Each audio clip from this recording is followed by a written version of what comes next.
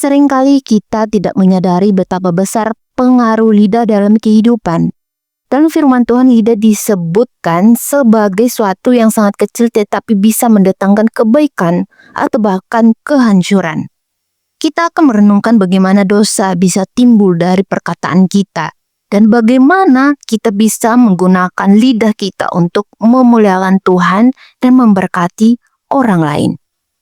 Salam, selamat datang kembali di channel saya. Pada kesempatan kali ini saya ingin mengajak Bapak, Ibu, Saudara-saudaraku untuk merenungkan bersama firman Tuhan. Di sini saya membuat tema firman Tuhan yaitu dosa karena lidah. Lidah adalah salah satu bagian tubuh yang paling kecil tetapi dapat mendatangkan akibat yang luar biasa. Firman Tuhan banyak berbicara tentang bagaimana lidah dapat menyebabkan dosa, bahkan dalam hal-hal yang terkadang kita anggap sepele. Mari kita melihat beberapa hal penting yang Tuhan ajarkan mengenai lidah dan perkataan kita. Yang pertama, lidah bisa menjadi sumber dosa. Mari kita lihat dalam Yohanes 3 ayat 5-6, Yakobus berkata, demikian juga lidah meskipun ia kecil, tetapi ia dapat memegahkan perkara-perkara besar. Lihatlah betapa besar hutan bisa dibakar hanya oleh percik api yang kecil. Lidah juga adalah api. Ia adalah suatu dunia yang penuh kedurhakaan, yang menodai seluruh tubuh dan menyalakan roda kehidupan. Dan ia sendiri dibakar oleh api neraka. Lidah kita meskipun kecil, ia menjadi sumber dosa yang besar. Kata-kata yang kita ucapkan bisa membakar dan merusak hubungan, menghancurkan reputasi orang lain, dan bahkan merusak hidup kita sendiri. Seringkali kita berbicara tanpa berpikir panjang, dan perkataan kita bisa menimbulkan luka yang dalam. Dosa karena lidah seringkali dimulai dari perkataan yang tidak dipikirkan dengan baik, seperti kebohongan, penghinaan, atau omongan yang tidak baik tentang orang lain. Di sini saya membuat sebuah ilustrasi. Bayangkan sebuah api yang dimulai dari percikan kecil. Mungkin awalnya tampak tidak berarti, tetapi jika tidak segera dipadamkan, api tersebut bisa membesar dan menghancurkan segala sesuatu di sekitarnya. Begitu juga dengan kata-kata kita. Kadang-kadang kita mengatakan sesuatu yang sepele, tapi dampaknya bisa jauh lebih besar dari yang kita bayangkan. Itu sebabnya kita harus hati-hati dengan setiap perkataan yang keluar dari mulut kita. Yang kedua adalah lidah bisa menghancurkan hubungan. Seringkali kita tidak menyadari betapa perkataan kita bisa menghancurkan hubungan, baik itu hubungan dengan teman, keluarga, atau bahkan pasangan hidup. Dalam Amsal 18 ayat 21 dikatakan, kematian dan hidup dikuasai oleh lidah. Siapa yang suka menggemakannya akan memakan buahnya. Kata-kata yang kita ucapkan bisa membawa kehidupan atau kematian dalam hubungan kita. Menghina, mencaci, atau bahkan kata-kata yang tidak bijaksana bisa membuat seseorang merasa terluka dan terpisah dari kita. Sebaliknya, kata-kata orang yang penuh kasih, pengertian, dan kebenaran bisa membangun dan mempererat hubungan kita dengan orang lain. Apakah kalian pernah mendengar kata-kata yang tak bisa diambil kembali? Seperti batu yang dilemparkan ke dalam laut. Kata-kata yang sudah keluar dari mulut kita tak bisa kembali lagi. Misalnya, ketika kita berkata kasar kepada seseorang, meskipun kita sudah meminta maaf, luka yang ditinggalkan tetap ada.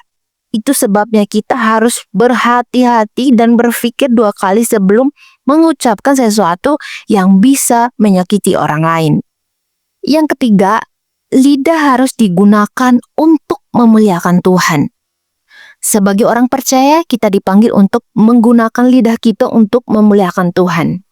Mari kita lihat dalam Efesus 4 ayat 29, di situ Paulus mengingatkan kita, jangan ada perkataan kotor yang keluar dari mulutmu, tetapi perkataan yang baik untuk membangun sesuai dengan kebutuhan, supaya mereka yang mendengarnya beroleh kasih karunia.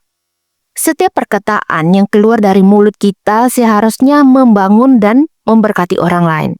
Kita harus berbicara dengan penuh kasih dan pengertian, tidak hanya menghindari perkataan yang buruk, tetapi juga berusaha untuk mengatakan hal-hal yang menguatkan dan membawa kebaikan bagi orang lain. Mari kita bayangkan, lidah kita ini seperti alat musik yang memainkan nada. Jika kita memilih kata-kata yang baik, seperti memainkan musik yang indah, maka hati orang lain mendengar pun akan terberkati. Namun, jika kita berbicara dengan kata-kata kasar atau menghina, kita akan menciptakan suara yang bising dan merusak suasana hati orang lain. Jadi, mari kita gunakan lidah kita untuk memainkan musik yang indah, yang memuliakan Tuhan dan memberkati sesama. Yang keempat, lidah harus dikendalikan.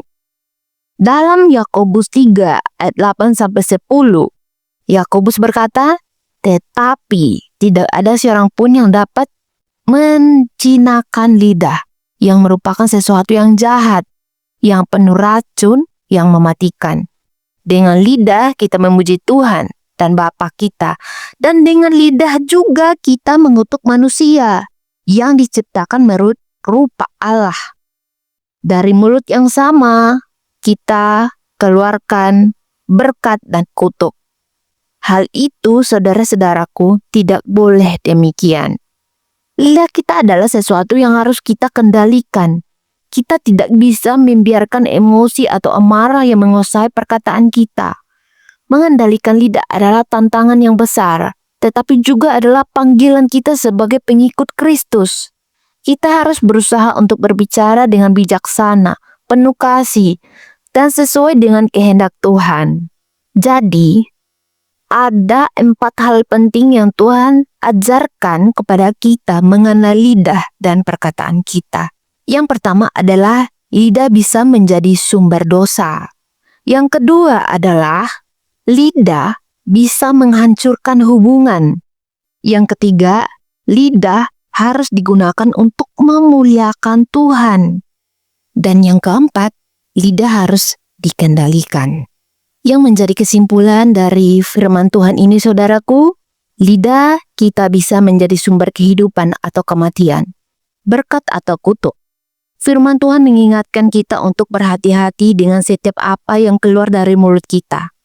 Kita harus mengendalikan lidah kita dan menggunakannya untuk memuliakan Tuhan dan memberkati orang lain. Jangan biarkan lidah kita menjadi alat dosa, tetapi biarkanlah itu menjadi alat untuk membangun, menguatkan, dan memberkati sesama. Kiranya firman Tuhan singkat ini bisa memberkati kita, menguatkan kita, dan menyadarkan kita, dan menjadi berkat bagi orang lain. Terima kasih, Tuhan Yesus memberkati. Dan jangan lupa untuk like, comment, share, dan subscribe channel ini. Dan sampai jumpa di video berikutnya. Jika kalian terberkati, tolong komen di bawah kolom komentar ya. Tuhan Yesus memberkati.